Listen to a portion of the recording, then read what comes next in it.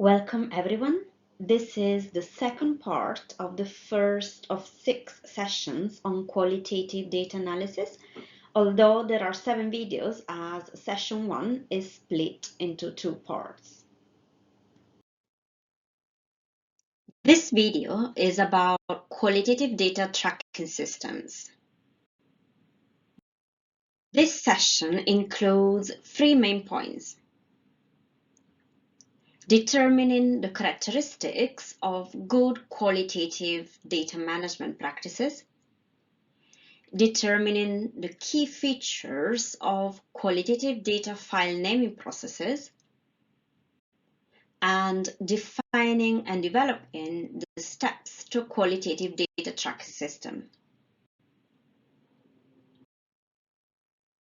It can be helpful to use an ethical framework to guide the planning of qualitative data management to ensure best practices towards all research participants.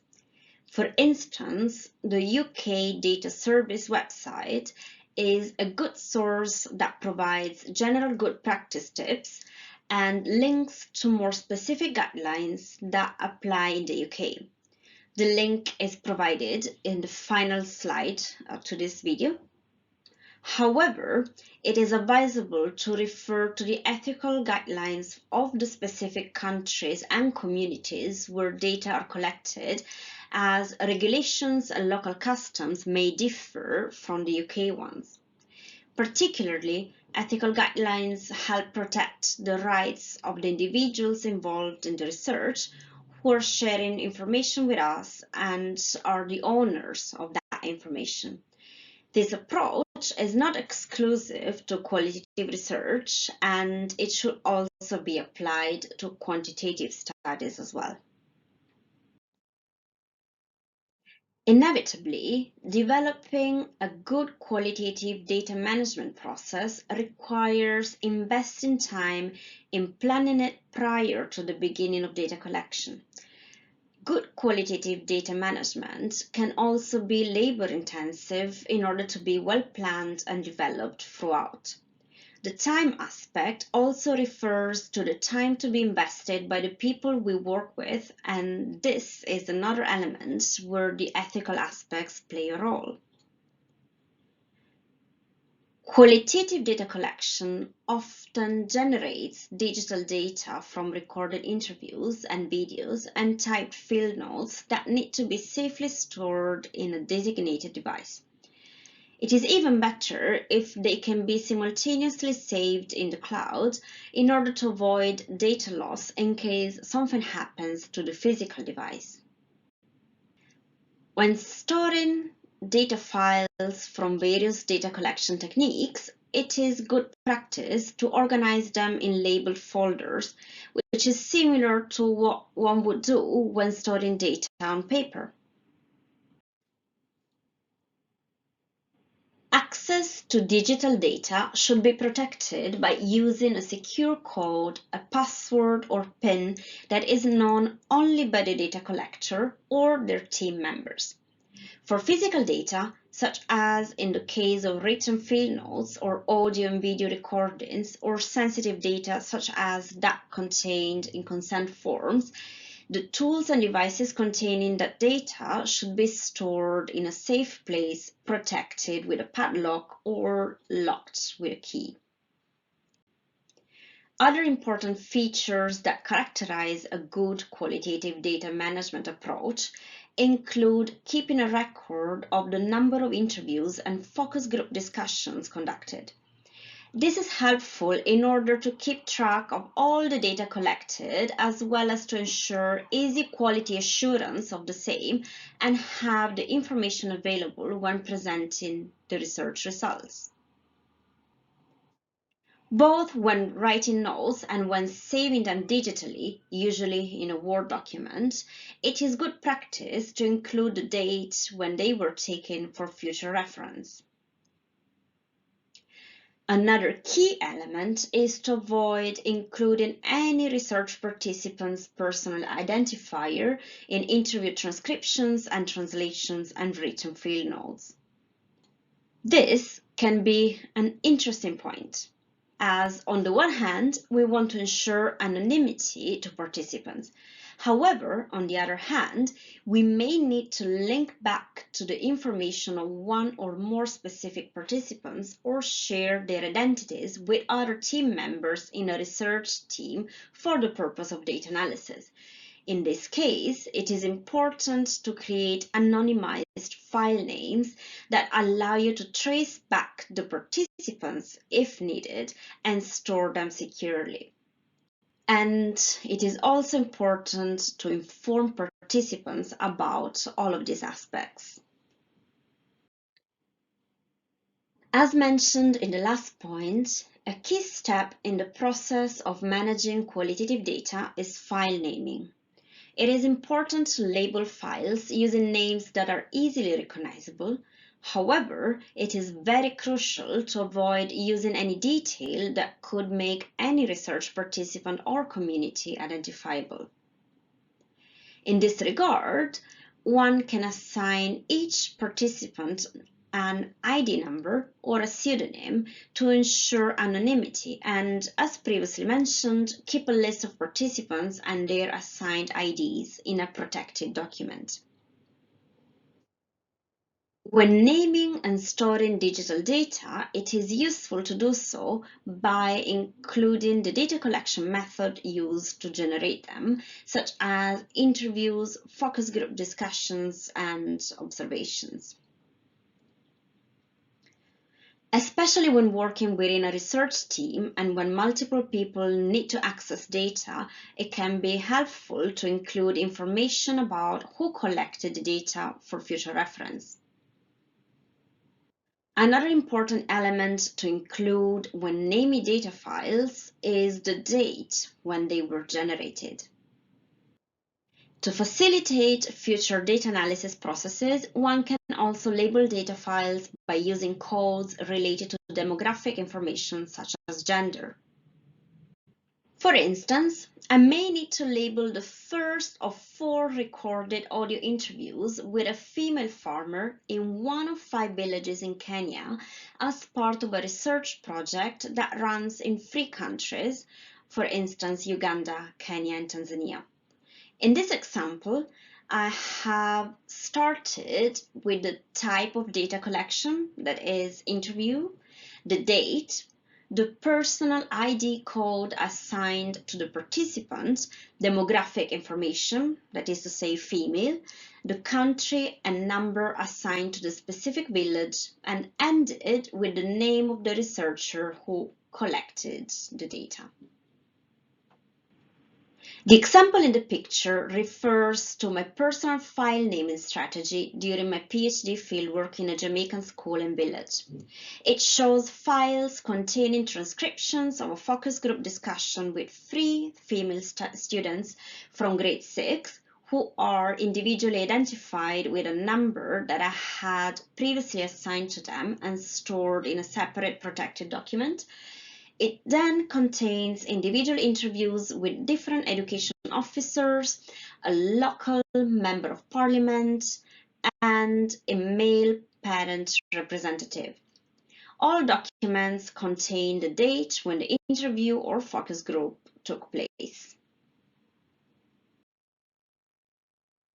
In qualitative research, there is a multi-layered process for organizing and storing data compared to quantitative research. Within a qualitative approach, in fact, the raw data from recorded interviews and field notes may be in a coded version in the transcriptions or extended descriptive notes. Qualitative data is often recorded as audio files from interviews before being transcribed into text, or in short handwritten notes in a notebook before being expanded into typed notes in a word processing software. Differently, data from quantitative research is usually in the form of numerical values that are used for mathematical calculations or statistical analysis. This type of data is usually stored as it is in a database or spreadsheets. These differences imply a different way of managing quantitative and qualitative data. For instance, when taking pictures or typing notes on your laptop, it is good practice to save them both on your physical device and in the cloud. For instance, using Google Drive, Dropbox, and so on. In the case of pictures and videos, it is important to name them in a way that allows you to easily identify what events from the field they are associated with. The picture shows how I saved pictures, videos, and documents in the cloud using Google Drive during my PhD fieldwork in Jamaica. In this way, I could also share the files with my PhD supervisors who were in the UK. The name assigned to the school is a fictitious one. You can see that folders contain more or less precise dates based on whether they contain media for a specific event or for a period of time. It is important to note that this task can present difficulties when the internet connection is not stable, and in fact, in my case, since I lived in a village with no Wi-Fi and the data on my phone was limited, I had to do it when I could access the Wi-Fi in an internet cafe in the nearest town. Following these steps will help you develop a good system for managing qualitative data, especially when working within a research team and different people need to access the data at different times. It is also important to note that when you have a large amount of data, including pictures, videos, and notes, these may require a different type of storage and organizing that instead uses a cataloging system or tool. What do we mean when we talk about developing a good qualitative data tracking system? In short, we refer to developing a clearly defined plan of who does what and how at what point in the process, from data collection to data transcription and analysis. This is especially true when working within a research team and having different people handling data at different stages. Transcribers and/or translators, as well as coders, need to be able to easily locate the data files they need to work with. One could wonder about why we need a qualitative data tracking system and not just any, but a good one. Some reasons, as just mentioned, include being able to easily locate and access data that we or other team members need to analyze. Moreover, at a later point in time, one may want to retrieve previously collected data, for instance, to conduct another analysis for a different purpose. In both cases, having a good tracking system will make these tasks easier. A good practice when developing a data tracking system starts with storing multiple copies of the original data. This will help have a good backup and prevent the risk of data loss. When talking about raw qualitative data, we refer to interview audio recordings, observation field notes, pictures, videos, and any data collected by the researcher that has not yet been processed. Non-raw data refers to data that has been processed after having been collected. It can refer to interview transcripts, expanded field notes that include the researcher's reflections and coding. When working within a research team, it is recommended to appoint a supervisor who will coordinate the activities carried out by interviewers, transcribers, and sometimes translators and coders. They can also ensure that each expert has a clear understanding of the actions and responsibilities entailed in the role. At each stage, The supervisor will conduct quality assurance and then quality control. That is to say, respectively, checking that data integrity, quality, and reliance are maintained at each step, and by ensuring that there are no errors in the final data files, and if any, that they are corrected. They will also overlook the organization of data from recorded interviews, transcriptions, translations, and coding processes. No other step in the analysis process should take place until transcriptions have been completed. Enough time needs to be allocated for it, and you should remember that no personal information should be shared in this process. One way to prevent transcription errors is to conduct multiple proofreading in order to avoid grammar and spelling mistakes. It is also important to keep in mind that this process can entail issues that will require time and flexibility in order to address them at each stage. An example could be the need to reformulate interview questions differently in order to elicit better responses from participants. This is a useful link that provides an overview of ethical obligations for researchers, although it is based in the UK and on the UK system, and different countries may have different regulations. In case you're interested, the slides for this presentation, as well as lots more resources, can be downloaded from our website at stats4sd.org/resources. And thank you very much.